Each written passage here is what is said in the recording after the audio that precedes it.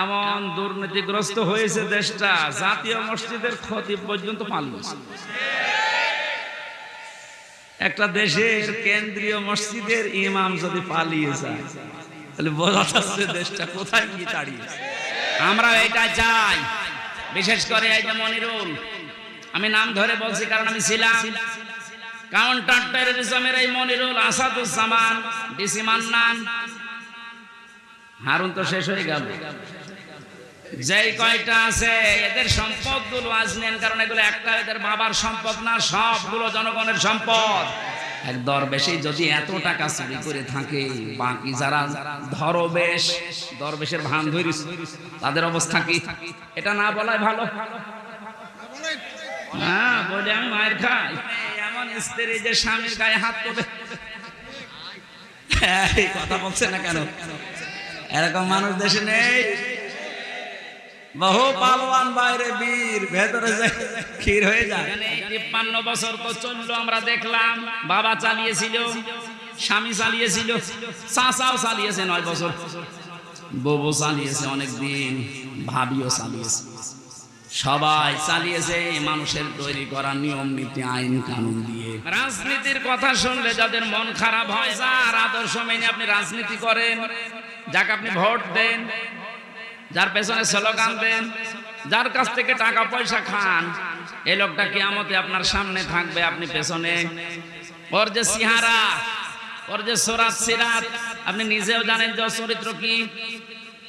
আপনার সাথে আল্লাহ ভালো জানে না? বলেন বলেন। আমার যতটুকু বাস্তবতার জ্ঞান আছে আমি দেখেছি, এই দেশে আমরা যারা জামাই আছি, এটা মনে হয় রেকর্ড হয়ে কালকে আমার ম্যাডাম শুনবে, শুনুক, কপালে যা আছে হবে। আমরা জামাইরা যেভাবে আমাদের শাশুড়িকে শ্বশুরকে যেইভাবে দেখি, যেই নজরে দেখি, আর যেভাবে আচরণ করি, বউগুলো যদি তার হাফ আমার মা বাবার সাথে, আমাদের মা বাবার সাথে ওইটা করতো, এই দেশে কোনো আলাদা হওয়া লাগতো না। একটু বেশি বলে ফেললাম নাকি? ঠিক মানে ১০০ ভাগ। আমার দোলা ভাইও তো আছে, ও সংসার চলে, আমার বাবার কাছ থেকে টাকা নেই। যশোর থানায় আছে, সেও তো এসআই, কই তার তো বেতন চা, তার 2টা ছেলে নিয়ে নিয়ে সংসার চলতে চাই না, আমার বাবার কাছ থেকে টাকা নিয়ে চলা লাগে। তোমার বেতন নাই, তার চাইতে ডবল হইল না, হচ্ছে না। যে মানুষগুলো আছে সাধারণ মানুষকে উল্টা পাল্টা ধারণা না করে, উপরে যাদের নির্দেশে এগুলো হয়েছে বা হচ্ছে, বিশেষ করে এই চুরিদারি, এই অবৈধভাবে ইনকাম করা, এদের এই টাকাগুলো সব এখন রাষ্ট্রের কোষাগারে জমা নেই। যদি না দেয়, ওদের বউ ছেলে মেয়ে যেগুলো হারাম খেয়ে খেয়ে মানুষ হয়েছে, ওগুলো রাষ্ট্রের কাজে লাগছে, দরকার ওদেরকে বিক্রি করে টাকা নেই।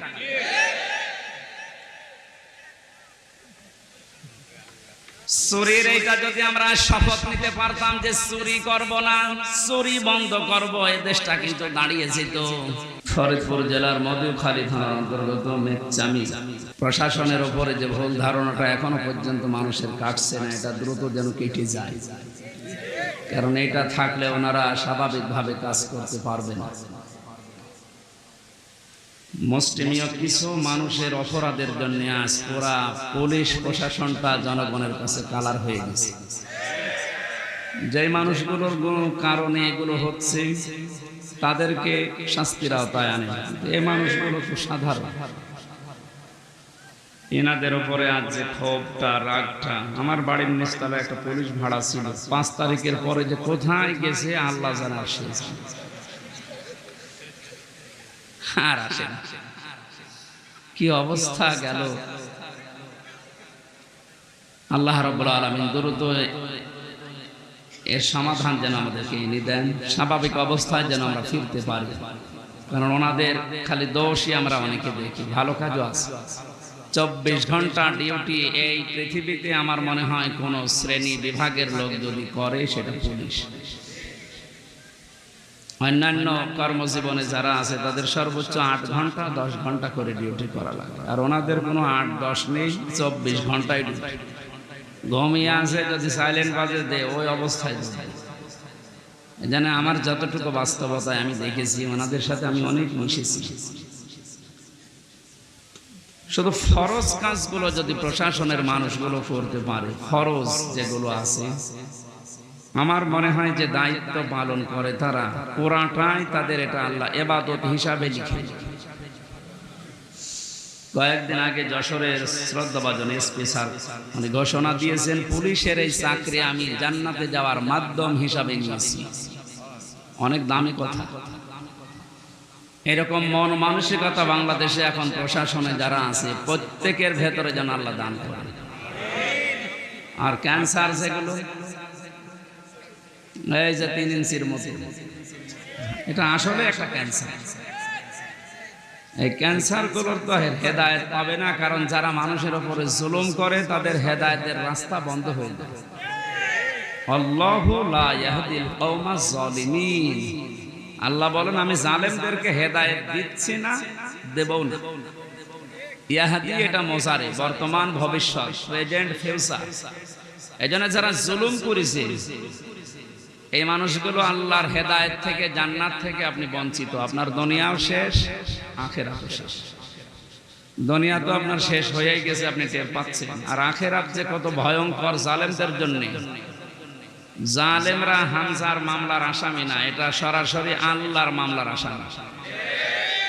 কথাটার ওজন টের পাচ্ছে, অনেক বেশি লোড। আল্লাহ পাক বলেন ইন্নামাস সাবিলু আলাল্লাযিনা ইয়াজলিমুনান নাস। সূরা সূরা 25 নম্বর পারার 6 নম্বর পৃষ্ঠা 13 নম্বর লাইনের 42 নম্বর আয়াতের প্রথম অংশে আছে তাফসিরে ফি জিলালিল কোরআন। রব্বুল আলামিন বলেন অবশ্যই আমি আল্লাহ মামলা দায়ের করব, কেস দেব। বুঝতেছেন? আল্লাহ কেস দেবে। পুলিশের কাজে যদি কেউ বাধা দেয় তাহলে পুলিশ বাদী কেস হয়। আল্লাহর কাছে বাধা দিলে আল্লাহ বাদী কেস হবে। তাহলে পৃথিবীতে আল্লাহ বাদী কাজ একটা আছে, সেটা জুলুম করা। জুলুম করা এটা কি বাদী কেস হবে? আল্লাহ বাদী কেস। উনি নিজে বাদী হয়ে কেস দেবেন, নিজে মামলা দায়ের করবেন, নিজেই অভিযোগ লিখবেন, নিজেই বিচার করবেন, নিজে রায় দেবেন। কিছুদিন আগে আমাদের এই সিস্টেম ছিল, ওনারা নিজেরাই ধরে নিয়ে যেত, নিজেরাই লিখত, নিজেরাই উকিল, নিজেরাই বিচারপতি, নিজেরাই রায়। এইটা হয়েছিল আমার সাথে, আমি নিজে টের পেয়েছি, এই জন্য বললাম। সবাই না, এই সিস্টেম যদি আল্লাহ নিতে শুরু করে বলেন তো তখন আপনি কি করবেন? আপনি দেখেন সব কিছু দলীয়করণ করতে করতে এমন জায়গায় দেশটা নিয়ে গেছে, এমন দুর্নীতিগ্রস্ত হয়েছে দেশটা, জাতীয় মসজিদের খতিব পর্যন্ত পাল্টেছে। একটা দেশের কেন্দ্রীয় মসজিদের ইমাম যদি পালিয়ে যায় তাহলে বোঝা যাচ্ছে দেশটা কোথায় কি দাঁড়িয়েছে। তাহলে আল্লাহ নিজে বিচারপতি, নিজে রায় দেবে। বিচারপতি যদি খারাপ হয়, যদি চরিত্রহীন হয়, যদি বিবেকহীন হয়, তার রায় যে কত মানুষের জীবন নষ্ট করে দেয় এর বাস্তব প্রমাণ কালামানি। আল্লাহ এমন ধরা ধরেছে বিসি পর্যন্ত নেই। আমার মনে হয় পৃথিবীর ইতিহাস তৈরি করে দিয়ে গেল এই লোকটা। ক্ষমতা যখন পেয়েছিল এবং দালালি যখন করতো, মনে হতো যে কি না কি হয়ে গেছে। ওর এক একটা কথা সবগুলো ইসলামের বিরুদ্ধে, আলেম ওলামাদের বিরুদ্ধে। আল্লাহ এমন ধরা ধরেছিলেন, পৃথিবীর ইতিহাসে আমি এত অপমান কাউকে হতে দেখিনি। কলার পাতা শুয়ে পার পায়, শেষে বিসিটা গেল উড়িয়ে। এখন আপনি টের পান অবস্থা ভালো না। আজকে দেখলাম মনে হয় আজরাইল দেখা করেছে, মনে হয় বিদায় নিদায়। এটা তো গেল দুনিয়ার শাস্তি। আল্লাহ বলেন জালেমদের বিরুদ্ধে যেহেতু আমি নিজে মামলা দায়ের করব, ওটা কি করব, আমি কি রায় দেব কেউ জানে না। ওয়ালা তাহসাবান্নাল্লাহা গাফিলান আম্মা ইয়ামালুজ জালিমুন। হে নবী, আপনি কি মনে করেন যে জালেমদের সম্পর্কে আমি কোনো খোঁজ রাখি না? সবচাইতে বেশি খোঁজ রাখি জালেমদের বিষয়ে। ওদেরকে শুধু ছাড় দিয়েছি। ইন্নামা নুমলি লাহুম লিয়াজদাদু ইসমা, আমি আল্লাহ ওদেরকে ওদের পাপের পরিপূর্ণ করার জন্য ছাড় দেয়, যে নাই যত বাড়বে বাড়, তো পাপ যেন একেবারে পূর্ণতা পায়। বাস্তবতা আমরা এটাই দেখলাম, অনেকের পাপ একেবারে পরিপূর্ণ হয়ে গেছে। হাজারো মানুষের জীবন নষ্ট করার কারণে আল্লাহর আরশ পর্যন্ত কেঁপে গেছে। আলাহুম আযাবুম মুহিন, আল্লাহ তাআলা বলেন ওদের জন্য আমি অপমানজনক শাস্তির ব্যবস্থা করে রেখেছি। বলেন নাউযুবিল্লাহ। এই জন্য যারা জালেম, আপনার দুনিয়া শেষ, আপনার আখিরাতও শেষ, আপনি আরো ভয়ঙ্কর বিপদের দিকে যাচ্ছেন। এই জন্য আমার আহ্বান থাকবে, জালেম যারা তারা এখন থামবে, কারণ জালেমের কিন্তু তওবাও কবুল হয় না। ফেরাউনের তওবা কবুল হয়েছিল, কিন্তু এতটুকু বলেছিল আন্নাহু লা ইলাহা ইল্লাল্লাহ বলতে পারে।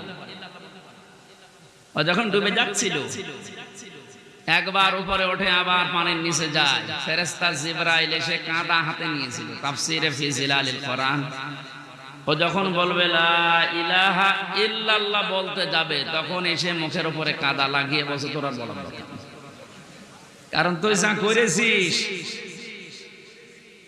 এই জন্য যারা অত্যাচারী হয়, যারা জুলুমবাজ হয়, এই মানুষগুলো যদি মনে করে শেষে ভালো হয়ে যাব, না, তাদের আর তওবা কবুল হয় না, কারণ তাদের পাপের কারণে তারা শেষে ডুবে মরে। এই যে মহিন শব্দটা আছে বলা, কোরআনের প্রতিটি শব্দ কিন্তু 100% সত্য না, 98 ভাগ। আলাহুম আযাবুম মুহিন, তাদের জন্য আমি অপমানজনক শাস্তির ব্যবস্থা করে রেখেছি, ফিদ দুনিয়া ওয়াল আখিরাহ, দুনিয়া এবং আখিরাত।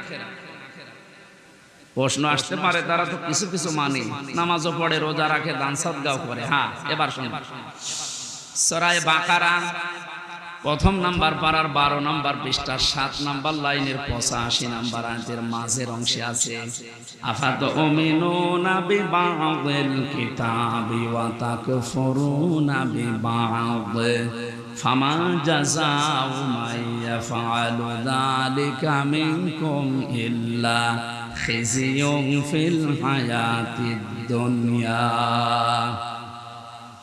আল্লাহ পাক বলেন, কোন মানুষ যদি পৃথিবীতে আমার কোরআনের কিছু মানে আর কিছু বাদ দিয়ে দেয়, আমার মনে হয় সারা বিশ্বের যতগুলো দেশে ঘুরলাম, অন্যান্য দেশে যারা কাফের তারা আসলেই কাফের। আমাদের যে 96 ভাগ মুসলিম, আমরা অন্য আর যাই করি আল্লাহ একজন আছে এটা তো বিশ্বাস করি। এই 96 ভাগ মানুষেরা কি কথা বলে, 4 ভাগ নাই বাদ দিলাম। এই মানুষগুলোর ভেতরে আল্লাহর এই আয়াতটা 100 ভাগ আমার মনে হয় মিলে যায়। কিছু মানি আমরা কোরআনের, কিছু জানার পর অস্বীকার করি, অহংকার করে মুখ ফিরিয়ে চলে যাই। এটা যদি কোরআনের সাথে কারো আচরণ হয়, আপনি নামাজের কথা বললে খুব ধীরস্থির ভাবে শোনেন, মেনে নিতে চান, রোজার কথা বললে খুব ভালোভাবে শোনেন, মেনে নিতে চান। নামাজ যেমন ফরজ, রোজা যেমন ফরজ, আল্লাহর কোরআন দিয়ে নিয়ম থেকে সংসদ করবে, এইটাও ফরজ নাকি এইটা রাজনীতি? আপনার নামাজে যদি জান্নাতে নিয়ে যায়, আপনার রাজনীতি জাহান্নামে নিয়ে যাবে, তাহলে এটা ঠিক করলাম না। কিছু বললে আপনি শুধু রাজনীতি বলে উড়িয়ে দেন, আর আমি তো কোরআনের চোখ লাগিয়ে দেখতে পাচ্ছেন জাহান্নামে যাচ্ছে। এটা যদি শুধু দুনিয়ার সাথে সম্পর্কিত হতো, আল্লাহর কসমে যে কোরআন আমি বলতাম না। এটা যেহেতু সম্পর্কিত আখিরাতের সাথে, এই জন্য আপনাকে আমি সতর্ক করছি, আর আপনি নিয়েই এসেছেন জানার জন্য। আর আমি 2টা সিস্টেম বলছি। কিয়ামতের ময়দানে আল্লাহ পাক যখন বিচারের ব্যবস্থা করবেন, বিচারের প্রথম ধাপে আল্লাহ দুনিয়ার মানুষকে তার সামনে ডাকবেন স্রেফ একা একা।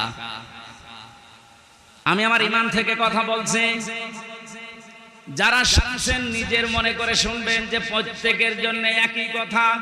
প্রতিটি মানুষ যখন আল্লাহর সামনে দাঁড়াবে, স্রেফ কয়জন?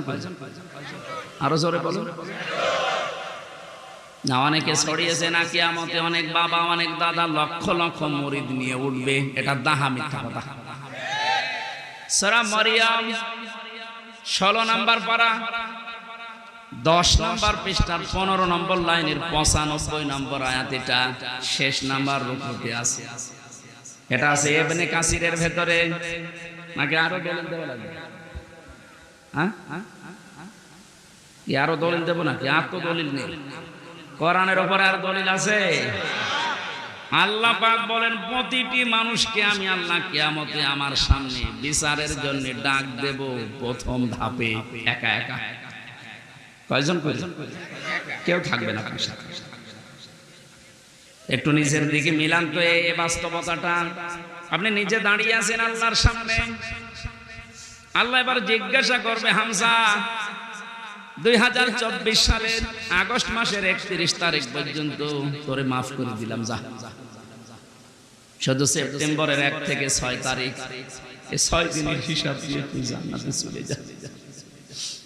ও ফরিদপুরবাসী, আমার যতটুকু বাস্তবতা আমি যা দেখতে পাচ্ছি, আমার যা ঈমান আমল আছে, আমার তো এই 6 দিনের হিসাব এখনো জোগাড় করা সম্ভব না। আপনারা পারবেন না?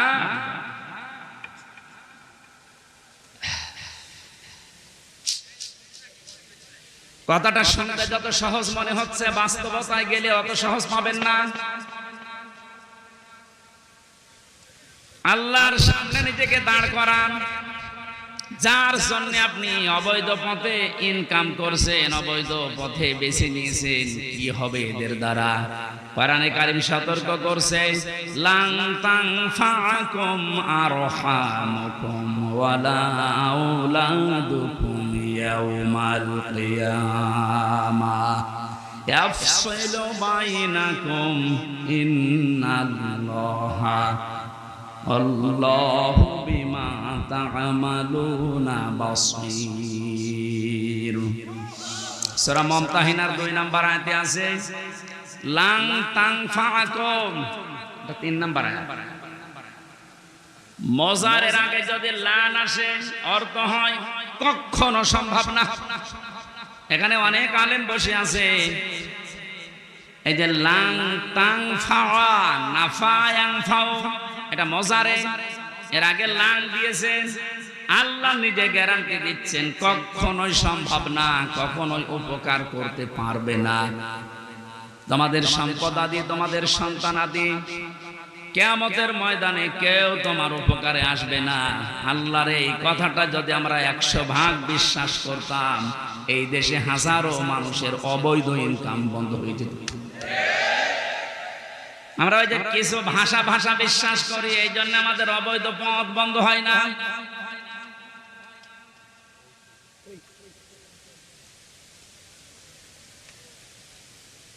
অন্য যে যা করে করুক গা, অন্তত আমি তো ঠিক থাকতে পারি।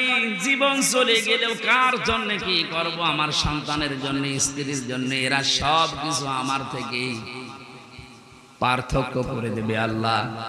সেঙ্গায় ফুৎকার দেওয়ার সঙ্গে সঙ্গে যত রকমের সম্পর্ক ছিল আপনার দুনিয়ায়, আল্লাহ বলেন ফালা আনসাবা বাইনাহুম।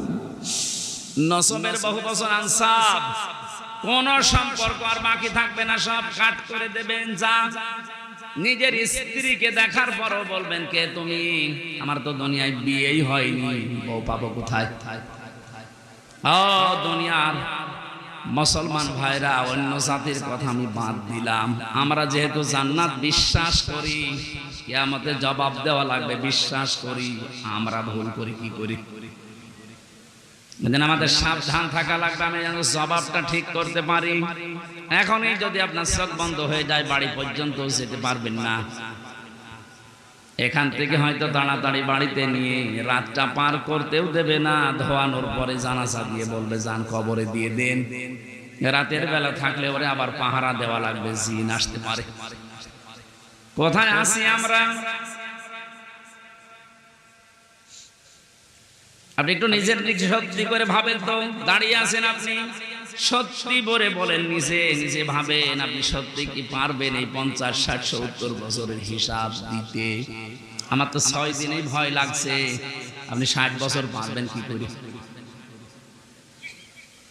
এক গ্লাস পানিরও হিসাব যদি আল্লাহ নেওয়া আরম্ভ করে, বিশ্ব নবী বলেছেন কেউ জান্নাত পাবে না। আল্লাহ যদি দয়া করে বলে যা মাফ করে দিলাম, তাহলে আপনি মাফ পাবেন। ওনার তো মাফ পাওয়ার জন্য কয়েকটা গুণ দুনিয়ায় আপনার ওর ভেতরে থাকা লাগবে। ওই কথাগুলো আজকের তেলাওয়াতকৃত আয়াতে আছে। আল্লাহ আমার জন্য গফুর হবেন, ক্ষমাশীল হবেন, দয়াশীল হবেন, মেহেরবান হবেন। কখন? নবীজিকে দিয়ে আল্লাহ বলিয়েছেন। ওই কথাগুলো আজকে তাফসীর আকারে আমরা যেন শুনে মেনে চলতে পারি, বলেন আমিন। বিচারের দ্বিতীয় সিস্টেমে এবার আল্লাহর একা ডাকবেন না, দ্বিতীয় ধাপে এবার ডাকবেন আপনাকে আপনার নেতার সাথে। এই যে নামাজের কথা শুনলে যারা আনন্দ পান, রাজনীতির কথা শুনলে যাদের মন খারাপ হয়, এবার এই আয়াতটা আপনি দেখেন তো, ইয়াউমা নাদউ কুল্লা উনাসিন বিইমামিহিম। সূরা বনী ইসরাঈলের ৭২ নম্বর আয়াতের প্রথম অংশে আছে, আল্লাহ পাক বলেন কিয়ামতে প্রতিটি মানুষকে বিচারের দ্বিতীয় ধাপে এবার আর একা ডাক দেব না, প্রত্যেকটি মানুষকে ডাকবো তার নেতার সাথে। কার সাথে? এই জবাব দেন। আগে নেতা, ইমাম, এরপরে কর্মী। আপনি ভাবেন তো, যার আদর্শ মেনে আপনি রাজনীতি করেন, যাকে আপনি ভোট দেন, যার পেছনে স্লোগান দেন, যার কাছ থেকে টাকা পয়সা খান, এই লোকটা কিয়ামতে আপনার সামনে থাকবে, আপনি পেছনে। ওর যে সিহারা, ওর যে সুরাত সিরাত, আপনি নিজেও জানেন যে চরিত্র কি। আপনার সাথে আল্লাহ ভালো জানে না? বলেন বলেন। তাহলে এই লোকটা যদি সামনে থাকে আপনার, আপনি পেছনে, ওরে দেখেই তো আল্লাহর রাগ হয়ে যাবে, আপনার পর্যন্ত যাবে। এইরকম লোকের পেছনে থেকে যদি আল্লাহ আপনাকে দেখে, কি হবে বলেন? আমার মনে হয় আপনি ধরা খাবেন। অবশ্য ঠিক, তার মানে তো ধরা খেয়ে বসে আছে।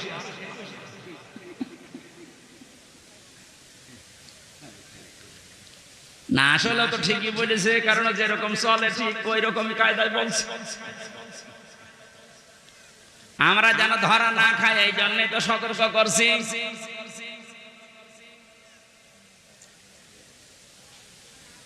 কোরআনে কারীম জানাম জানে এই দুনিয়াতে কারো জন্য একা না, সবার জন্য। কোরআনের আলেম আমরা যারা, আল্লাহর কসম আমরাও সবার জন্য। আপনাকে আমি নামাজ দিয়ে রোজা দিয়ে যদি জান্নাতে যাওয়া যেত, আব্দুল্লাহ বিন উবাই আপনার আগে জান্নাতে যেত। এই লোকটার পুরা জীবন আমি পড়ে দেখেছি, কোন অপরাধ আমি ওর জীবনে সেরকম মেজর পাইনি। তবে একটা বিষয়ও মানতো না, ওর নামাজ ছিল নবীজির পেছনে, মসজিদে নববীতে, কাবা শরীফে।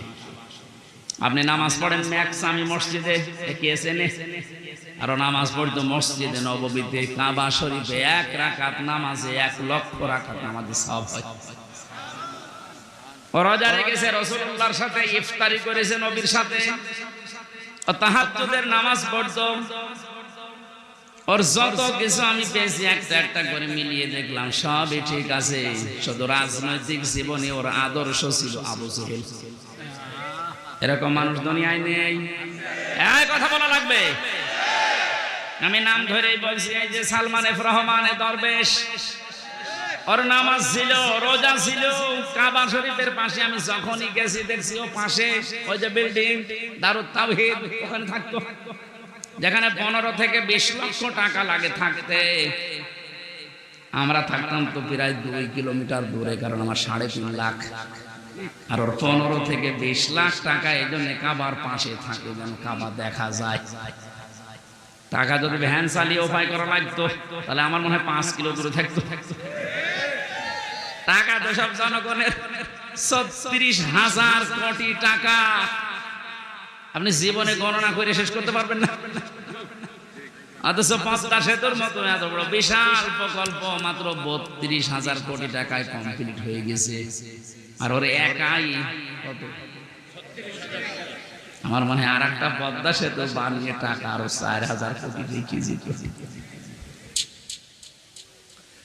এই লোকটার সাথে আব্দুল্লাহ বিন উবাইর আমার মনে হচ্ছে মিল আছে। ওর নামাজ, রোজা, কাবা শরীফ দেখা, ইফতারি করা সব ঠিক আছে। রাজনৈতিক জীবনে ও লোকটা এমন মানুষকে মানে যার চরিত্র আসলে ভালো না। কি ওর নিজের চরিত্র যে ভালো না তার প্রমাণ দেখেছেন, দাড়ি কেটে নম হয়ে গেছে।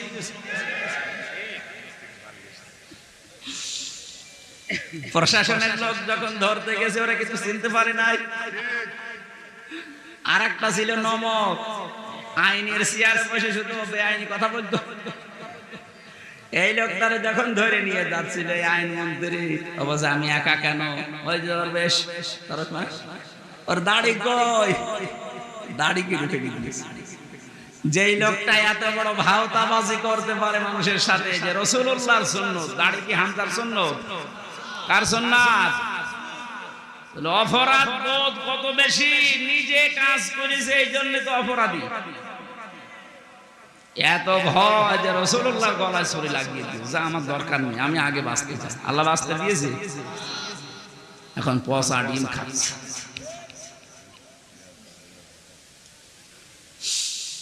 ফরিদপুরবাসী, যেহেতু আপনি বুঝেই ফেলেছেন কিয়ামতের ময়দানে দ্বিতীয় ধাপে আপনাকে আল্লাহ আপনার নেতার সাথে ডাকবে, সুতরাং এমন মানুষের পেছনে থাকা লাগবে যাকে দেখলে আল্লাহ রাসূলের কথা মনে হয় এবং যার কর্ম এবং বাস্তবতা রাসূলুল্লাহর সাথে মিলে যায়।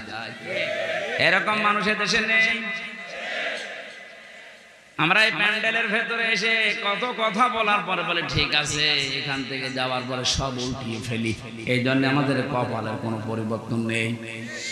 এবার আর ভুল করা যাবে না। কি কথা বলেন? এবারও যদি ভুল করেন আবার পেছিয়ে যাবেন। আশা করছি আপনার বিবেক কাজে লাগবে। এজন্য কোরআনে কারিমের নামাজের কথা বললে আপনি ভালোভাবে মেনে নিয়েছেন, রোজার কথা বললে মেনে নিয়েছেন, অন্যায় যেখানে প্রতিবাদ সেখানে, এটার আরবি নাম জিহাদ। জিহাদের কথা বললে আপনি জঙ্গি মনে করেন, জিহাদের কথা বললে রাজনীতি মনে করেন। তাহলে আয়াতটার সাথে তো আপনার বাস্তবতা মিলছে, যে কিছু মানেন আর কিছু মানেন না। এই আচরণ যদি কোরআনের সাথে কেউ করে, আল্লাহ বলেন কি হবে জানো? ফামা জাযাউ মান ইয়াফআলু যালিকা মিনকুম ইল্লা খিজিয়ুন ফিল হায়াতিদ দুনিয়া। এই লোকটার জীবন আমি লাঞ্ছনা, গঞ্জনা, অপমান, অপদস্থ এগুলো দিয়ে ভরে দেব দুনিয়ার জীবনটা, আর মরণের পরে নিয়ে যাব আশাদ্দিল আযাব, যন্ত্রণাদায়ক এবং কঠিন ভয়ঙ্কর আযাবের দিকে নিয়ে যাব। এটা কোন কাফেরের বিপক্ষে আল্লাহ বলেছেন, আমি পাইনি। কোরআনে কাফেরের বিরুদ্ধে কথা আছে, এটা অন্য কথা। মুনাফিকের বিরুদ্ধে কথা আছে, অন্য কথা। কিন্তু মুসলমান কিছু মানে কিছু মানে না। এদের যে কি শাস্তি দুনিয়ার আখিরাতে আপনি তো দেখলেন। দুনিয়ায় আমরা কিছু মানুষকে দেখতে পাচ্ছি যে অপমানকর শাস্তি আল্লাহ ব্যবস্থা করে দিচ্ছে। আর আশাদ্দিল আযাব যেহেতু দিয়েছেন ইসমে তাফসীল, এটা সুপারলেটিভ ডিগ্রি, এর উপর আর কোনো শব্দ আরবিতে নেই। আল্লাহ বলেন এমন যন্ত্রণাদায়ক ভয়ঙ্কর কঠিন আযাবের দিকে মরণের পরে নিয়ে যাব, ওটা আমি আল্লাহ ছাড়া আর কেউ জানে না। এজন্য জালেম যারা, আপনাদের দুনিয়া শেষ হয়ে গেছে, আখিরাত তো আপনি শেষ করে ফেলেছেন। আপনাদের জন্য বড় আফসোস লাগে আমাদের। আমরাও যদি কোনো জুলুম করি আমরা নিজের আজকে থেকে থেমে যাব, কারণ জালেম, মাজলুম এই দুইটা শব্দ ভয়ঙ্কর। ইত্তাকি দাওয়াতাল মাজলুম ফাইন্নাহা লাইসা বাইনাহু ওয়া বাইনাল্লাহি হিজাব। নবীজি বারবার জানিয়েছেন উম্মতেরা, যাই করো মজলুমের বরদুয়া থেকে নিজেকে বাঁচিয়ে রাখবা, কারণ মজলুমের বরদুয়া আর আল্লাহর ভেতরে কোনো হিজাব, পর্দা থাকে না, সরাসরি কবুল হয়ে যায়। আজকে কোরআনে কারিমের এই ময়দানে যারা এসেছি কিছু কথা শোনার জন্য, প্রথমে দোয়া করে নিচ্ছি, আল্লাহ আমার জীবনে যেন কোনো জুলুম না থাকে, আমার দ্বারা কেউ যেন মাজলুম না হয়ে যায়, তুমি আমাকে রক্ষা করবা, বলেন আমিন। যিনি আমাদেরকে এই মাহফিলে নিয়ে এসেছেন আমরা তার শুকরিয়া আদায় করছি, আলহামদুলিল্লাহ। দরুদ আর সালাম পড়ছি আমাদের নবী মুহাম্মদ রাসূলুল্লাহ সাল্লাল্লাহু আলাইহি ওয়াসাল্লাম। আমাদের আজকের আলোচনার বিষয় হচ্ছে আল্লাহ নিজে আদেশ দিচ্ছেন, হে রাসূল, 6টা গুণ যারা অর্জন করবে দুনিয়ায়, আপনি তাদের জন্য আমার কাছে ইস্তেগফার করেন, ক্ষমা চান। ক্ষমা করার মালিক একচ্ছত্র কে বলেন? দুনিয়ার কোন পীরের আছে? নবীজির আছে? না। ক্ষমা করতে পারে শুধুমাত্র আল্লাহ নিজে। ফাসাব্বিহ বিহামদি রাব্বিকা ওয়াস্তাগফির, আপনি ইস্তেগফার করেন আল্লাহর কাছে, তার তাসবিহ তাহলিল আদায়ের মাধ্যমে আপনি ইস্তেগফার করেন। ইন্নাহু কানা তাওয়াবা, কারণ তিনি তাওবা কবুলকারী, ইস্তেগফার কবুলকারী। আমার ভালোভাবে শিক্ষা নেওয়ার বিষয় এখানে এইটা, যে তাওবা কবুল করবেন একজন, তিনি আল্লাহ, তিনি নিজে শিখিয়ে দিচ্ছেন, নবীজি এই 6টা গুণ যাদের ভেতরে আছে আপনি তাদের জন্য আমার কাছে ক্ষমা চান। তাহলে এটা ক্ষমা করার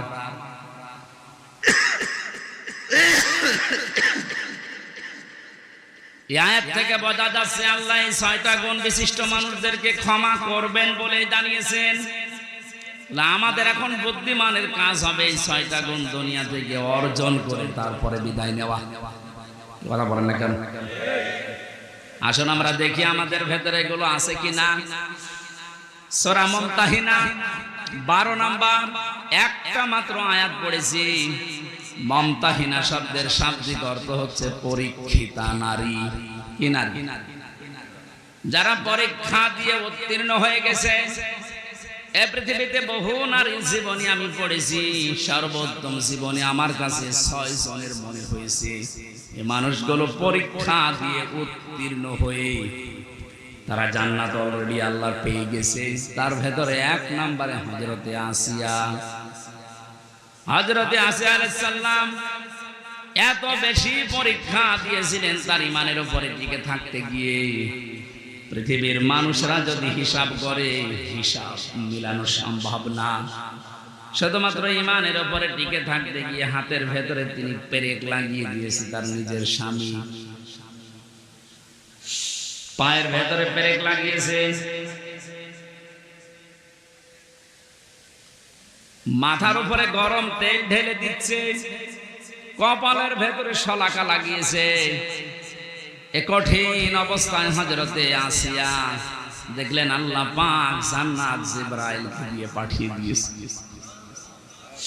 তিনি জান্নাত দেখলেন, ডাক দিয়ে বললেন, ইদি ক্বালাত রাব্বি বিনিলি ইনদাকা বাইতান ফিল জান্নাতি ওয়া নাজ্জিনি মিন ফিরআউনা ওয়া আমালিহি ওয়া নাজ্জিনি মিনাল কওমিজ যালিমিন।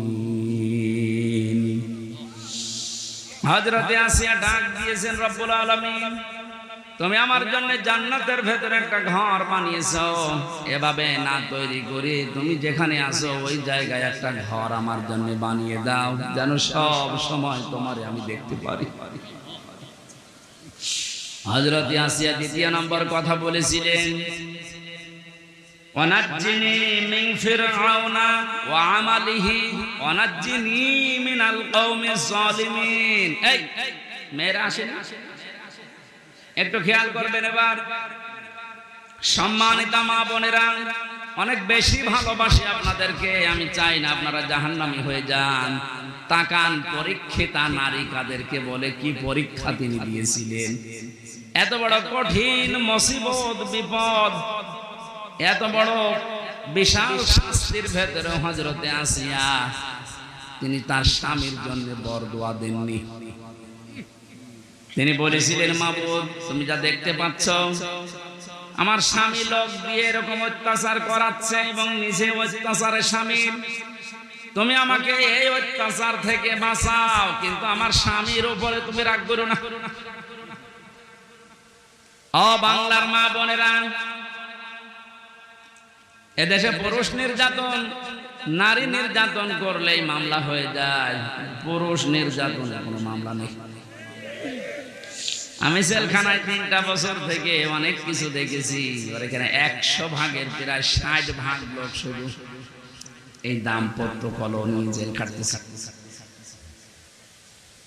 মেয়েদের এই ছোট মনের কারণে পেরে ওঠে না।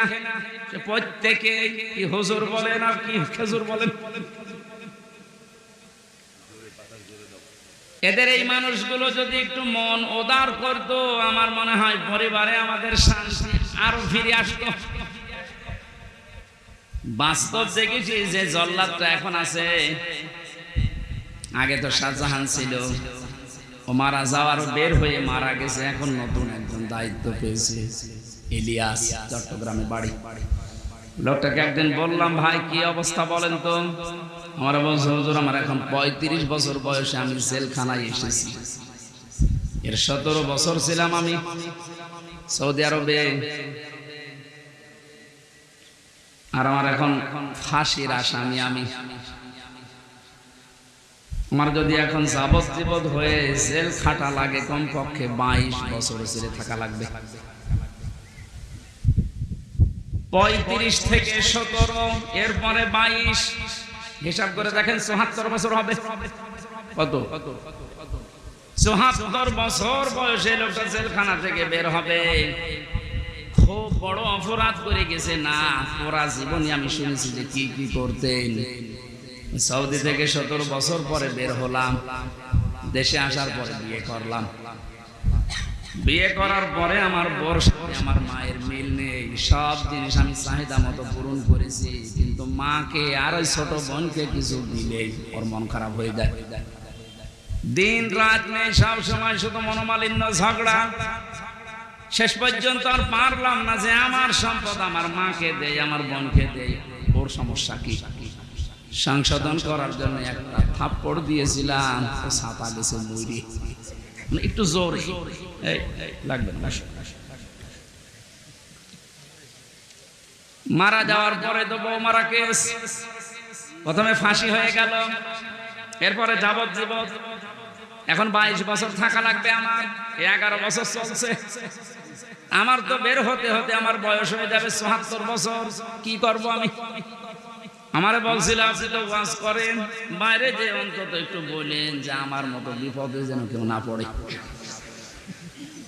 কারণ আমি খুব বড় অপরাধ করিনি, আমি তো ঠিক রাস্তায় ছিলাম, মাঝখান থেকে একটু মিস্টেক হয়ে আমার জীবনটাই নষ্ট হচ্ছে। কেন?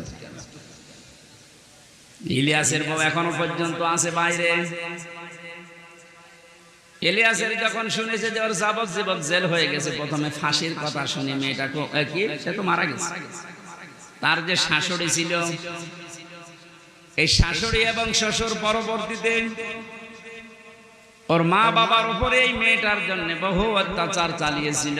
ভেতরে যেহেতু যোগাযোগ বিচ্ছিন্ন ছিল, কষ্টের কথাগুলো যখন এসে এসে আমার কাছে বলতো, আমি নিজেই কেঁদে ফেলতাম যে এই লোকটা তো সেরকম মেজর অপরাধ না, আর তো মারার জন্য মারে নাই, শুধু সংশোধনের জন্য একটা থাপ্পড় দিয়েছিল, ছাতা মরে গেছিল। স্ত্রী যদি মনটা উদার হতো, মন যদি বড় হতো, নবীজির হাদিস যদি এই মেয়েটা মানতো, বিশ্ব নবী জানিয়েছেন, পৃথিবীর মেয়েরা তোমরা যদি মনে করো যে আমার স্বামীর হায়াত বেড়ে যাক, আরো বেশি দিন বেঁচে থাক, আমার স্বামীর সম্পদ সম্মান আরো বেড়ে যাক, তাহলে স্বামীকে মাঝে মাঝে বলবা তার রক্তের সম্পর্ক যেগুলো, এগুলো যেন অটুট রাখে, ঠিক রাখে। পৃথিবীর মানুষের সবচেয়ে বেশি রক্তের সম্পর্ক তার মায়ের সাথে। এক কথা বলেন এখন। এই জন্য পুত্রবধূ যারা বসে আছেন, আমার যতটুকু বাস্তবতার জ্ঞান আছে আমি দেখেছি, এই দেশে আমরা যারা জামাই আছি, এটা মনে হয় রেকর্ড হয়ে কালকে আমার ম্যাডাম শুনবে, শুনুক, কপালে যা আছে হবে। আমরা জামাইরা যেভাবে আমাদের শাশুড়িকে শ্বশুরকে যেইভাবে দেখি, যেই নজরে দেখি, আর যেভাবে আচরণ করি, বউগুলো যদি তার হাত আমার মা বাবার সাথে, আমাদের মা বাবার সাথে ওইটা করতো, এই দেশে কোনো আলাদা হওয়া লাগতো না। একটু বেশি বলে ফেললাম নাকি? ঠিক মানে 100%। আপনি অনেকে মনে করেন আমি নামাজ পড়ি, রোজা রাখি, আমি কালো বোরকা পরে বাজারে যাই, আমি জান্নাত পাবো না। মানে কিসের জান্নাত? আপনি তো মানুষের অধিকার নষ্ট করেছেন, আপনি একটু উদার হতে পারেন না? কি করবেন আপনি সম্পদ বেশি নিয়ে?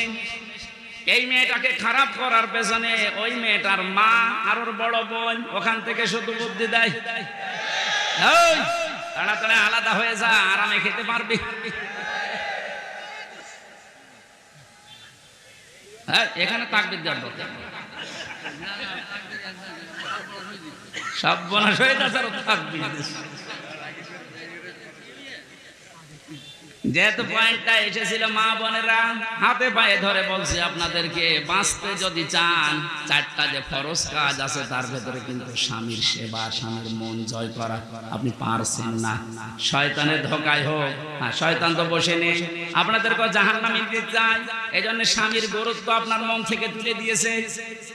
অথচ নবীজি জানিয়েছেন, আমি যদি এই পৃথিবীতে আল্লাহ বাদে কাউকে সেজদা করার অনুমতি দিতাম, মেয়েদের কানে কানে বলতাম স্বামীর পায়ে সেজদা করো। কত দামি জিনিস, আর তাকে ধরে ধরে আপনি অপমান করেন, মারেন।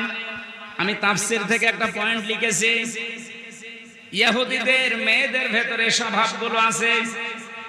আল্লাহর নবী জানিয়েছেন, এই পৃথিবীর ময়দানে দাজ্জাল তার মিশন চালু করার জন্য 7টি কাজ করে যাচ্ছে, কিয়ামত পর্যন্ত এটা করবে।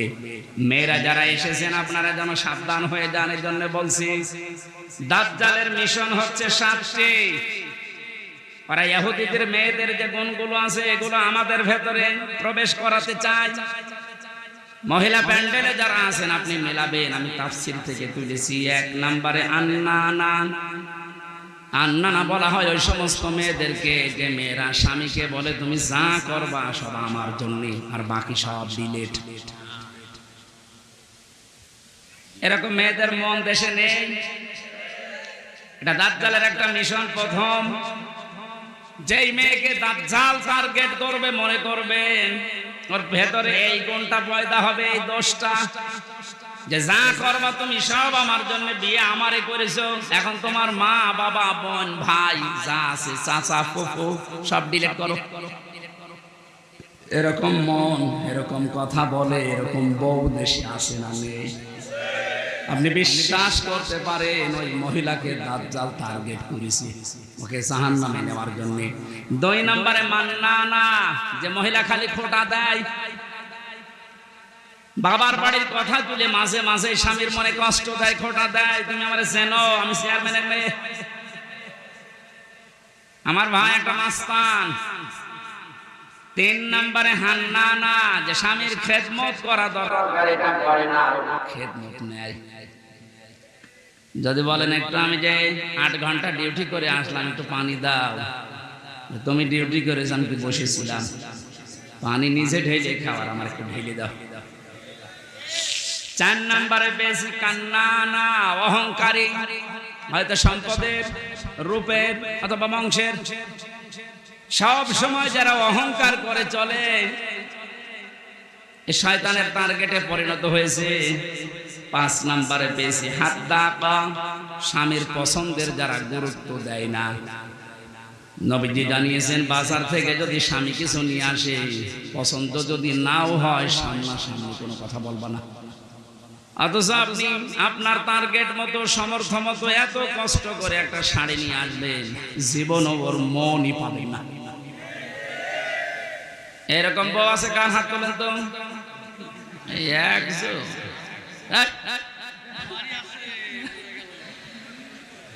6 নম্বরে বেশি সাদ্দাকা, যারা হারামের প্রতি উৎসাহ দেয় স্বামীকে, খালি মাঝে মাঝে অন্যের তুলনা তুলে ধরে, যে কি করো, পাশের বাড়ি দেখো না, ওর বেতন তো তোমার চাইতে কম। এই যে হারামের প্রতি আপনি উৎসাহ দিচ্ছেন, লোত নবীর স্ত্রীর সাথে আপনাকে জাহান্নামে থাকা লাগবে।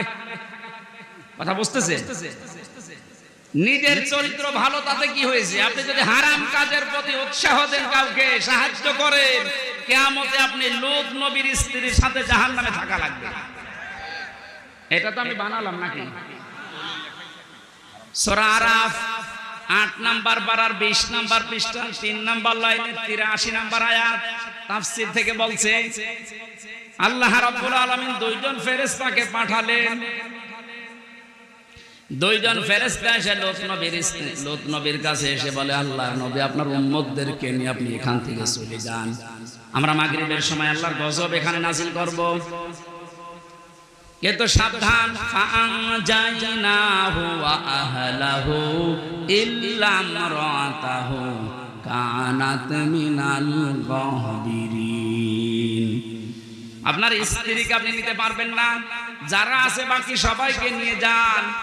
আপনাকে যারা স্বীকার করেছে আপনার উম্মত, নিয়ে যান, স্ত্রীকে নেবেন না। প্রশ্ন আসতে পারে, লূত নবীর স্ত্রীর চরিত্র খারাপ ছিল? না না, পৃথিবীর কোন নবীর স্ত্রীর চরিত্র খারাপ ছিল না, কারণ হারাম রক্তের ভেতরে আল্লাহ নবীদের রক্ত ঢোকান নাই। এজন্য নবীদের স্ত্রীর চরিত্র ভালো ছিল। কিন্তু এই মহিলা চরিত্রহীনাও ছিল না, চরিত্র খারাপও ছিল না, তো তলে তলে চরিত্রহীন মানুষদেরকে সাপোর্ট করত। ওই জামানায় একটা গণা ছিল, পুরুষে পুরুষে জেনা, মহিলা মহিলায় জেনা করত, ওইটাও সাপোর্ট করতো, নিজে করতো না, শুধু সাপোর্ট করতো। একটু চিন্তা করেন তো, এত বড় একটা জলিলুল কদর নবী লূত আলাইহিস সালাম, তিনি ইব্রাহিম নবীর ভাগ্নে, এত বড় নবীর ভাগিনা, নিজে নবী, তার স্ত্রী নবীর স্ত্রী হওয়ার পরেও নিজের চরিত্র খারাপ না, চরিত্রহীনাও ছিল না, শুধু হারাম কাজ যারা করে তাদেরকে সহযোগিতা করতো, সাপোর্ট করতো, ভালোবাসতো। ঠিক আছে, এইটা করার কারণে আল্লাহ তাকে বললেন, ছেড়ে দাও, ওকে আমি জাহান্নামে, ওকে গজব নাযিল করে ধ্বংস করে জাহান্নামে দেব। আর রাজবাড়ি ফরিদপুরবাসী অনেকেই মনে করছে আমার নিজের চরিত্র তো ভালো, আমি কোনো অন্যায় কাজে যাই না, কিন্তু এমন মানুষকে সাপোর্ট করে যার চরিত্র ভালো না। এই দেশের কথা বলছি না, এক কথা বলছি না। মা বোন যারা এসেছেন, হযরতে ফাতেমাতুজ জোহরাকে আল্লাহ যে দুইটা কারণে জান্নাতের নেত্রী বানিয়েছেন মেয়েদের, তার এক নম্বরে কোনো দিন তিনি স্বামীকে হারাম কাজে উদ্বুদ্ধ করেননি। না খেয়ে থেকেছেন 3 দিন পর পর, আপনি সহ্য করতে পারবেন? 3টা দিন মানে 72 ঘন্টা না খেয়েছিলেন নবীর মেয়ে, তারপরও স্বামীকে দিয়ে কোনো হারাম কাজ করতে উদ্বুদ্ধ করেননি। আর আপনার কোনো অভাব নেই, এরপরও স্বামীকে দিয়ে বাম হাতের ইনকাম করান। আজকে একটা এসপির স্ত্রী তার স্বামীর বিরুদ্ধে নিজে মামলা দিচ্ছে। সম্মানিত মা বোনেরা, আমাদের হুঁশ হবে একদিন, যেদিন আজরাইল আসবে, ওই সময় হুঁশ হয়ে আর লাভ হবে না। এখনই হুঁশ ফেরা দরকার। 7 নম্বরে বেশি বাররাক, এটা না বলাই ভালো। হ্যাঁ, বলে আমি মায়ের খাই। বাররাকা মানে এমন স্ত্রী যে স্বামীর গায়ে হাত তোলে। এই কথা বলছে না কেন? এরকম মানুষ দেশে নেই। বহু পালোয়ান বাইরে বীর, ভেতরে যায় ক্ষীর হয়ে যায়। এটা দাজ্জালের যে 7টা মিশন নারীদেরকে নিয়ে, এখানে যারা এসেছে এই মেয়েরা যেন এই মিশনে খপ্পরে না পড়ে, বলেন আমিন। এত বড় কঠিন মুহূর্তে হযরতে আসিয়া তার স্বামীর জন্য বরদোয়া দেননি। হ্যাঁ, তিনি বলেছিলেন, আল্লাহ তুমি আমাকে বাঁচাও, নাজ্জিনি মিন ফিরআউনা ওয়া আমালিহি ওয়া নাজ্জিনি, একালিপ করে টান আছে।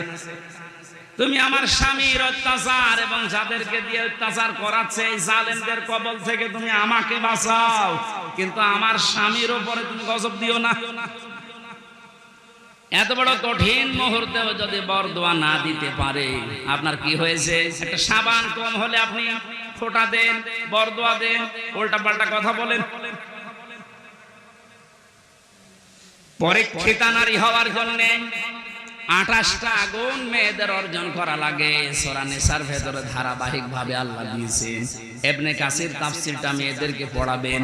আমার আজকের আলোচনার বিষয় ওইটা না, শুধু নামকরণটা বললাম। সূরা মুমতাহিনা শব্দের শাব্দিক অর্থ পরীক্ষিতা নারী। কি নারী? যে সমস্ত মেয়েরা পরীক্ষা দিয়ে পাশ করেছে, তাদের ভেতরে 6টা গুণ আপনি হে নবী দেখতে পাবেন। এরা যখন আপনার কাছে বায়াত নেবে বলে আসবে, তাদেরকে আপনি বলবেন, মেয়েরা এসেছিল নবীজির কাছে, এসে বলে, হে রাসূল, আমরা আপনার সাথে হাত মিলাতে চাই। ইবনে কাসির মুফাসসির বলেন, বিশ্ব নবী জানিয়েছেন, ওই সময় আমি মেয়েদের বেগানা মেয়ের সাথে হাত মিলাই না। অথচ বাংলাদেশে আমরা বহু পীরের নামে কলঙ্ক দেখছি, ওরা মেয়েদেরকে পর্যন্ত মুরিদ বানায়। এই কথা বলছেন, পুরুষের জন্য মহিলাকে মুরিদ বানানো, তার খেদমত নেওয়া জায়েজ আছে? বলেন বলেন।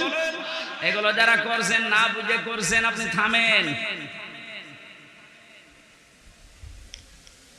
বিশ্বনবী জানিয়েছেন, হ্যাঁ, এই পৃথিবীতে 3টা জিনিস আমার কাছে সবচাইতে বেশি প্রিয় লাগে, ভালো লাগে।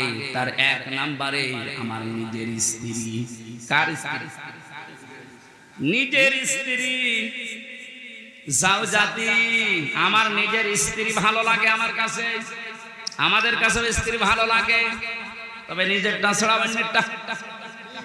কথা বলছেন? এই জন্য হাজারো মানুষের দেখবেন লাইন চলছে এখনো। এই যে পরকিয়া প্রেম যারা করেন, এখনই থামেন, হয়তো 3টা ক্ষতি হয়ে যাবে দুনিয়ায় আর 3টা আখিরাতে। পরকিয়া প্রেমে যারা লিপ্ত আছেন, আপনার 1 নম্বরে চেহারার উজ্জ্বলতা, নূর আল্লাহ নষ্ট করে দেবে। 2 নম্বরে আপনার হায়াত আস্তে আস্তে কমে যাবে। 3 নম্বরে যখন মারা যাবেন, ঈমান পাবেন না। একটা সংসার নষ্ট করার জন্য বেঈমান হয়ে মরবেন। এ লাইনে আছে নাকি এলাকায় কেউ? যদি থাকেন আপনি থেমে যাবেন আশা করছি। বিশ্বনবী বলেন, 2 নম্বরে আমার কাছে নামাজ ভালো লাগে, 3 নম্বরে আমার কাছে সুগন্ধি ভালো লাগে। এই 3টা আমাদের কাছেও যেন ভালো লাগে, সেই ব্যবস্থা আল্লাহ করে দেন। বলেন আমিন। নবীজিকে আল্লাহ ঘোষণা দিলেন, ইয়া আইয়ুহান নাবিয়্যু, হে নবী, ইযা জাকাল মুমিনাতু, মুমিন নারীরা যখন আপনার কাছে আসবে, ইউবাইউনাকা, আমরা বায়াত নিতে চাই, পর্দার আড়াল থেকে আপনি তাদেরকে বায়াত দেবেন 6টা বিষয়ে। যদি এগুলো তারা মানতে পারে, আপনি নিজে তাদের জন্য আল্লাহর কাছে ক্ষমা চাবেন। যেহেতু আল্লাহ শিখিয়ে দিচ্ছেন, তার মানে 6টা কাজ করতে পারলে আল্লাহ নিজে আমাদেরকে মাফ করবে। 1 নম্বরে দিয়েছেন, আল্লাহ ইউশরিকুনা বিল্লাহি শাইআ। এখান থেকে একটা মাসলা বের হয়। ভারতের এই কয়েকটা রাজ্যে দেখেছি, ও ঘরে ঘরে পীর, বিশেষ করে মুর্শিদাবাদ, আরে নদিয়া, হুগলি, এই সমস্ত জায়গায় জায়গায় পীর। পীরটা ওরা ব্যবসা হিসাবে নিয়েছে। বাংলাদেশের জরিপে যেটা সরকারি 48,000। আপনারা যদি মুরিদ করতে চান, বায়াত দিতে চান, প্রথমে আপনাকে বলা লাগবে যে আমার দরবারে কোনো শিরক চলবে না। আল্লাহ বাদে অন্য কাউকে সেজদা দেওয়া কি? আল্লাহ বাদে অন্য কাউকে ডাকা কি? তাহলে যেই দরবারে সেজদা দেওয়া হয়, সে মানুষকে হোক, কবরে হোক, মাজারে হোক, এবং আল্লাহ বাদে অন্য কাউকে ডাকা হয়, এটা কি? আরো জোরে। এগুলো যে দরবারে হচ্ছে, এখানে মুসলমান যেতে পারে? যাচ্ছে না? আশা করছি আপনি থামবেন। আপনি বায়াত যদি নিতে চান, এমন দরবারে যাবেন যেখানে গেলে প্রথমে বলে শিরিক করা যাবে না। শিরিক কি? না। পরা কোরআন শরীফের ভেতরে আমি 4 প্রকার শিরিক পেয়েছি প্রধানত। শিরিক বিল জাত, শিরিক বিল সিফাত, শিরিক বিল ইখতিয়ারা, শিরিক বিল হুকুক। এই প্রত্যেকটা আবার 4 প্রকার করে আছে। 4 4 16 প্রকার। এটা আবার প্রতিটা 4 প্রকার করে আপনি 48 প্রকার পাবেন। এরপরে 72 প্রকার, এরপরে 120 প্রকার দেওয়া আছে। তাফসীরে হাক্কানি খোলেন, শিরিক 120 প্রকার পয়েন্ট আকারে দিয়েছে। এতগুলো শিরিক যদি এখন পয়েন্ট আকারে একটা একটা করে বলতে যায়, আমি সব লিখেছি, সময় যাবে আর গরমে আমারও সহ্য হচ্ছে না। এই জন্য খুব তাড়াতাড়ি করছি। এগুলো একটু পড়ে নেবেন যে শিরক আল্লাহ যেটা পারে ওটা অন্য কেউ পারে, এটা বিশ্বাস করার নাম শিরক। এই কথা বলেন। আইন তৈরি করতে পারে শুধুমাত্র আল্লাহ, এটা অন্য কেউ পারে বিশ্বাস করে যদি কেউ কাজ করে সেও মুশরিক। এখানে 53 বছর তো চললো, আমরা দেখলাম বাবা চালিয়েছিল, স্বামী চালিয়েছিল, চাচাও চালিয়েছে 9 বছর, বউ চালিয়েছে অনেকদিন, ভাবিও চালিয়েছে, সবাই চালিয়েছে মানুষের তৈরি করা নিয়ম নীতি আইন কানুন দিয়ে। এটার সাথে দ্বিমত আছে? বলেন বলেন। 53 বছরে কাঙ্ক্ষিত মানের শান্তি আপনি দেখলেন কেমন? এখন তো শুধুমাত্র দেখতে বাকি আছে এই কোরআন দিয়ে দেশ চললে কেমন দেখা যায়।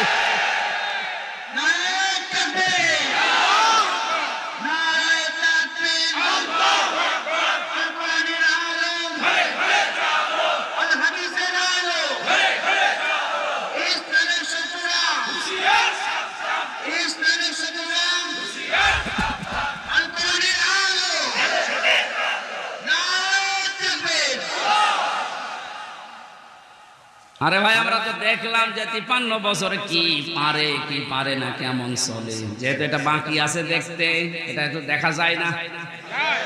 দেখে তো আল্লাহর কোরআনের 500 আইন দিয়ে ইউনিয়ন থেকে শুরু করে সংসদ ভবন পর্যন্ত যদি চলে কেমন দেখা যায়। আল্লাহ জানিয়েছেন ওটা আমি মিনি জান্নাত বানিয়ে দেব। এটা যেহেতু চর্মচোখে আমরা দেখে মরতে পারি, বলেন আমিন। খুব আশা আমার, খুব আকাঙ্ক্ষা লাগে আল্লাহ কোরআন দিয়ে দেশ চললে কেমন দেখা যায় পৃথিবীতে আমরা দেখিনি। সৌদি আরবে দেখেছি কিন্তু 100 ভাগ না 70 ভাগ। তাই যে শান্তি পাওয়া যায় মাঝে মাঝে ওখানে, ওটা যদি 100 ভাগ হতো, 30 ভাগ বাকি আছে এখনো। আমাদের দেশটা যদি 100 ভাগ আল্লাহর আইন দিয়ে আমরা চালাতে পারি, আপনি দেখবেন পৃথিবী কেমন শান্তি স্বস্তি নিরাপত্তা ফিরে আসে। আজ মেয়েদেরকে অনেকে জুজুর ভয় দেখাচ্ছে, ইসলাম যদি যায় তোমাদেরকে ঘরবন্দি করে ফেলবে। এতদিন তো জালেমরা এটা বোঝাতো, এখন অনেক মুনাফিকরা এটা বোঝানো আরম্ভ করেছে। সম্মানিত মা বোনেরা, আমরা গ্যারান্টি দিতে পারি কোরআন যদি সত্যি যায় পৃথিবীতে নারীর যে মুক্তি বিশ্বমুক্তি দেখিয়েছে ওটা আপনি দেখতে পাবেন। এখন দেখতে পাননি মনে করছেন মনে হয় ইসলাম ওইরকমই আগে প্রতিষ্ঠিত হতে দেন। সুতরাং এই জুজুর ভয় যারা দেখাচ্ছেন আপনারা জালেম একদিকে আর একদিকে আপনারা মুনাফিক।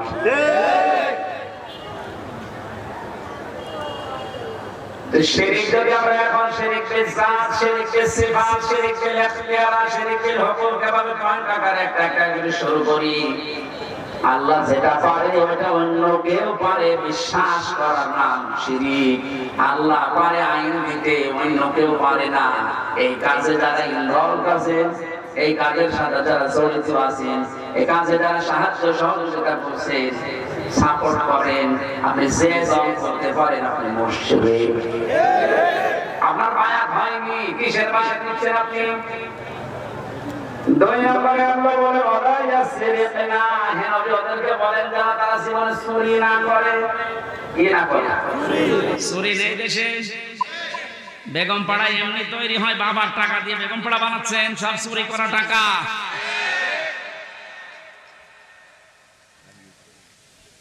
এই যে প্রশাসনের উপরে যাদের রাগ আজ, আমি তো বাস্তবে দেখেছি ওদের সাথে মিশে, মাত্র কয়েকজন উপরে এই শয়তানরা এত কামিয়েছে, এত চুরি করেছে।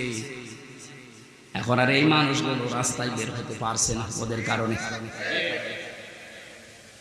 আজকেও কয়েকটা লাইভ দেখেছি, এসআই এবং এএসআই কনস্টেবল সাধারণ যারা ডাক দিয়ে বলছে আমাদের নিজেদের অপরাধের জন্য যদি শাস্তি দিতে দেন আমাদের দেন। আমরা তো হুকুমের দাস ছিলাম, উপর থেকে যে মানুষগুলো আমাদের জীবনটা এভাবে নষ্ট করে দিল, আজ আমরা স্বাভাবিক জীবনে যেতে পারি না। অবশ্যই তাদেরকে আইনের আওতায় এনে শাস্তি দেন এবং ওদের সম্পদগুলো সব বাজেয়াপ্ত করেন। আমরা এটা চাই। বিশেষ করে এই যে মনিরুল, আমি নাম ধরে বলছি কারণ আমি ছিলাম কাউন্টার টেররিজমের এই মনিরুল, আসাদুজ্জামান, ডিসি মান্নান, হারুন তো শেষ হয়ে গেল। যেই কয়টা আছে এদের সম্পদগুলো আজ নেন, কারণ এগুলো একটা এদের বাবার সম্পদ না, সবগুলো জনগণের সম্পদ। আপনি বেতন কয় টাকা পান আমি জানি না, আমার দোলা ভাইও তো আছে, ও সংসার চলে, আমার বাবার কাছ থেকে আরো টাকা নেই। যশোর থানায় আছে, সেও তো এসআই, কই তার তো বেতন চা, তার দুইটা ছেলে মেয়ে নিয়ে সংসার চলতে চাই না, আমার বাবার কাছ থেকে টাকা নিয়ে চলা লাগে। তোমার বেতন নাই, তার চাইতে ডবল হইল না, হচ্ছে না। যে মানুষগুলো আছে সাধারণ মানুষকে উল্টা পাল্টা ধারণা না করে উপরে যাদের নির্দেশে এগুলো হয়েছে বা হচ্ছে, বিশেষ করে এই চুরিদারি, এই অবৈধভাবে ইনকাম করা, এদের এই টাকাগুলো সব এখন রাষ্ট্রের কোষাগারে জমা নেই। যদি না দেয় ওদের বউ ছেলে মেয়ে যেগুলো হারাম খেয়ে খেয়ে মানুষ হয়েছে, ওগুলো রাষ্ট্রের কাজে লাগছে, দরকার ওদেরকে বিক্রি করে টাকা নেই।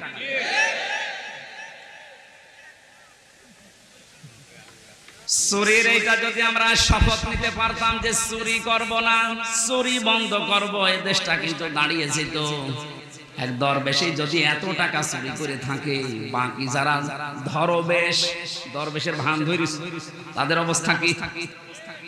ওরা ইয়াসিনা জেনা করা যাবে না, জেনা শুধু হাতের জেনা, মুখের জেনা, চোখের জেনা, অন্তরের জেনা, লজ্জাস্থানের জেনা। জেনাগুলো আজ বন্ধ করার জন্য যে যেখানে আসি ওই জায়গা থেকে দায়িত্ব নেওয়া লাগবে, বিশেষ করে মেয়েদের আগে, কারণ জেনা এ শব্দ শুরুই আল্লাহ করেছেন মেয়েদের দিয়ে। আযানিয়াতু ওয়াযানি ফাজলিদু কুল্লা ওয়াহিদিন মিনহুমা মিয়াতা জালদা। আল্লাহ পাক বলেন জেনাকারিনী এবং জেনাকারী, আগে কার নাম? মেয়েদের নাম। এজন্য মা বোনেরা আপনারা নিজেদেরকে কন্ট্রোল করেন। এই মোবাইলটা, এই ফেসবুক এবং কম্পিউটার, এই সমস্ত জিনিস দিয়ে আজ মানুষ জেনার লাইনে এগিয়ে যাচ্ছে। আগে হ্যালো হ্যালো, এরপরে শেষ পর্যন্ত লজ্জাস্থান দিয়ে শেষ হয়। যে এলাকায়, যে দেশে, যে অঞ্চলে জেনা বেড়ে যায়, প্রকাশ্য হোক গোপনে হোক, ওখানে আল্লাহর 8টা গজব নাযিল হয়। কয়টা? এমন মহামারী রোগ আল্লাহ ছড়িয়ে দেয় যার চিকিৎসা পৃথিবীতে নেই। এজন্য আমরা সাবধান হব। আমাদের দেশটা জেনা যেগুলো চলছে, এগুলো কি করে বন্ধ করা যায়? নিজ উদ্যোগে, পারিবারিক ভাবে, সামাজিক ভাবে। আদ-দাজ্জুসু লা ইয়াদখুলুল জান্নাহ।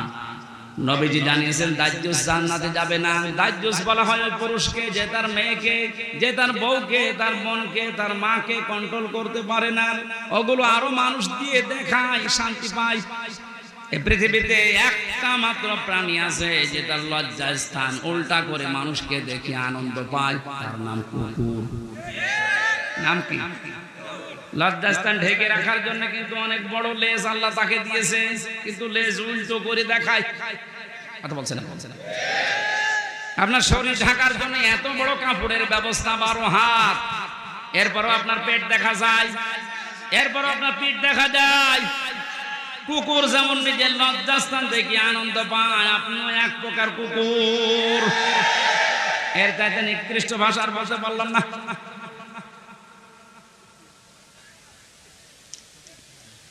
আশা করছি আপনি থামবেন। একটা মহিলা যদি বেপরদা জেনা এই সমস্ত করার কারণে জাহান্নামী হয়ে যায়, কমপক্ষে 4 জন পুরুষ কিয়ামতের সঙ্গে নিয়ে যাবে। প্রথমে তার বাবাকে, এরপরে বড় ভাইকে, এরপরে স্বামীকে, এরপরে বড় ছেলেকে। আপনি বলেন তো, এক একজন মহিলা যেভাবে চলছে আজ, এভাবে যদি চলতে চলতে ওরা জাহান্নামে যায়, আমাদেরকে যারা 4 জনের নাম বললাম, হয়তো আমি কারো বাবা, নাই স্বামী, নাই বড় ভাই, নাই বড় ছেলে, জান্নাত পাওয়া সম্ভব হবে। এজন্য কন্ট্রোল হবে। জেনার পরিবেশগুলো বন্ধ করা দরকার আস্তে আস্তে। আল্লাহ পাক বলেন ওয়ালা ইয়াকুতুলনা ওয়ালাদাহুন্না, খাবারের ভয় সন্তানকে হত্যা করো না। এখানে কয়েকটা মাসলা বের হয়। আপনাদের মনে কষ্ট হয়ে যাচ্ছে নাকি? আমার তো কষ্ট হচ্ছে। আমার একটা ফ্যানের ব্যবস্থা যদি করতেন আগে থেকে, এই ঝামেলাটা হতো না। এখন ওইভাবে হয়, মানুষ একজন দাঁড়িয়ে দাঁড়িয়ে বাতাস দিবে। ওর জীবন না, ওরা বাতাস দিয়াবেন। ফ্যান দিলে প্রথমে থেকে ভালো। ওয়ালা ইয়াতিনা বিবহতানিন ইয়াফতারিনাহু বাইনা আইদিহিন্না, জেনে বসে কোনো মানুষ যেন একজনের উপরে অপবাদ চাপিয়ে না দেন, এই সিদ্ধান্ত নিয়ে এই বায়াত নিয়ে আমার কাছে আজকে থেকে যান। এই গোনাটা বাংলাদেশ সহ বিশ্বে এখন বহু জায়গায় আরম্ভ হয়েছে।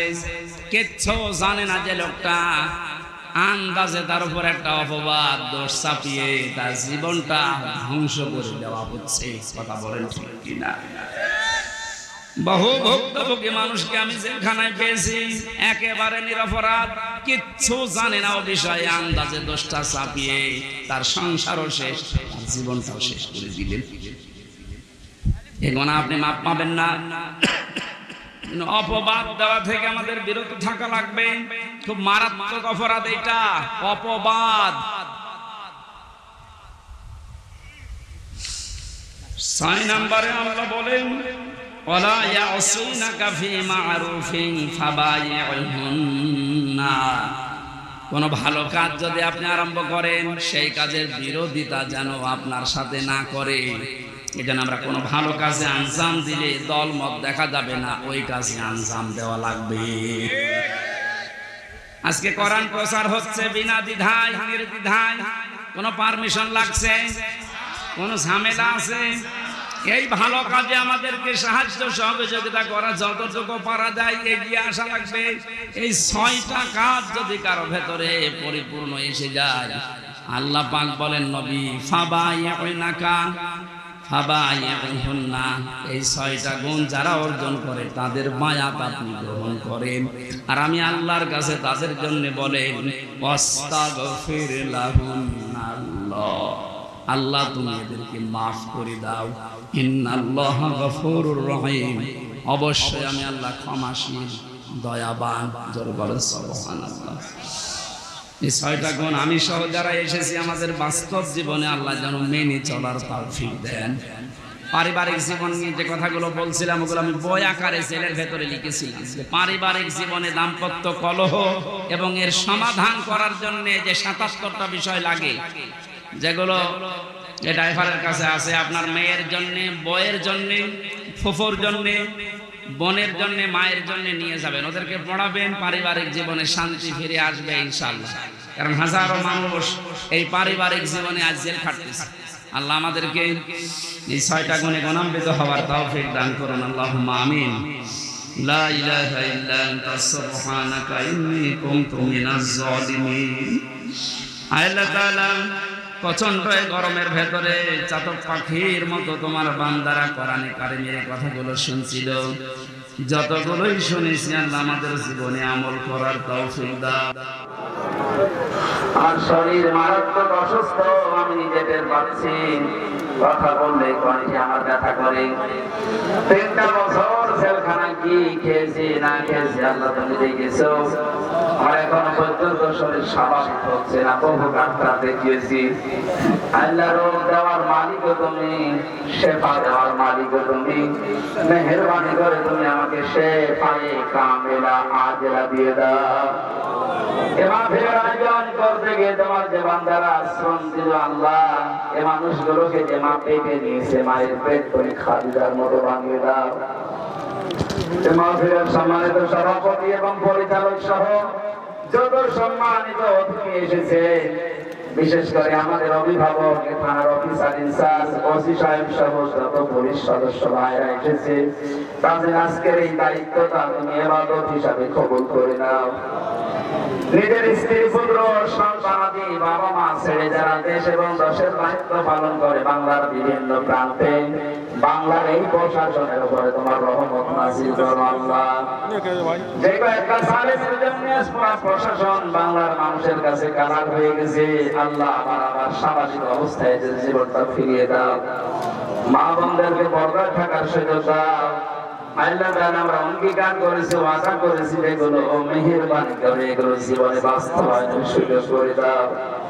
যার মতকে দেখতে চাই, বড় ইচ্ছা আশা আকাঙ্ক্ষা তোমার কোরআন দিয়ে দেশটা চলছে। বারাকাল্লাহু লানা ওয়া লাকুম ফিল কোরআনিল আযীম। এলাকায় মাটির নিচে যত মানুষ ঘুমিয়ে আছে কোরআনের ইজ্জতে মাফ করে দাও।